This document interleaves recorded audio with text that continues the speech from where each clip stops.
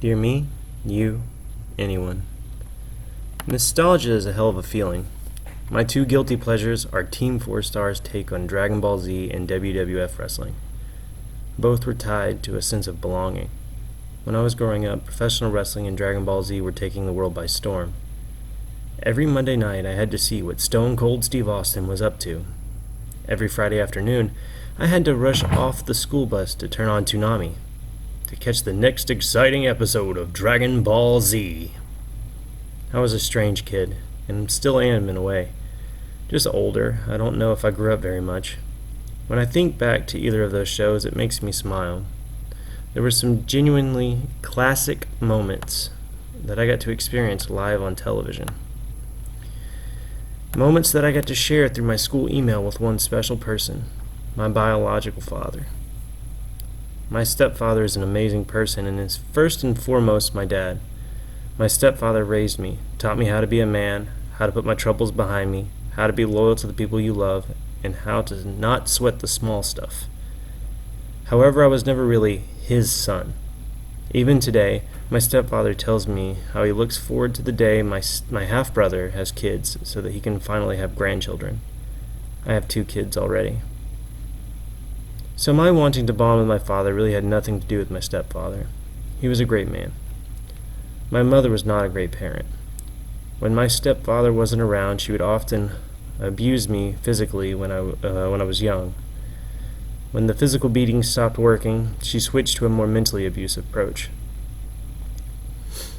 One day I distinctly remember her slamming on the brakes and pulling over, just to tell me that my biological father wanted me aborted, and that sometimes I make her sick. Moments like that you never forget. So I always hyped up the grass always being greener on the other side. I wanted a connection with the other person that brought me into this world and secretly wanted him to swoop me up and take me home with him. In reality, he was a womanizing brute of a man with some ultra-violent tendencies. His father abused him growing up, tying his hands behind his back and teaching how to dodge and block until he couldn't stand. My bio-dad's grandfather abused my grandfather by knockdown, drag-out fighting him if he slacked in his chores. Funny how that works, like a torch. Despite that, I will give my bio-dad credit. He never laid a hand on me. He threatened me a lot, poked me in the chest or face a couple times, but never swung on me.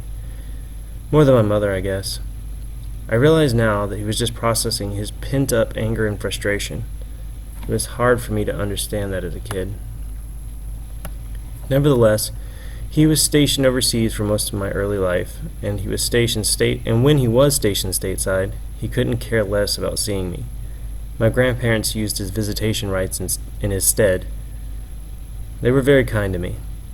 2 things we did bond over was WWF television and Dragon Ball. Every Tuesday I would log into my school email, heart pounding, just to see if he had replied to my last email to talk about the latest events that happened on those shows. Sometimes he did, sometimes he didn't. When he did, the feeling was similar to that of a roller coaster, or going down a hill really fast. Now, I watched a little My Hero Academia with my son and showed him a little Dragon Ball before I got in trouble with my wife. We play Lego Avengers games. I read him superhero stories every night to bed, and we love Spider-Man, my bio-dad's most hated hero. Funny how that works out, huh? Thank you for watching or reading this video. I'm just glad you stopped by.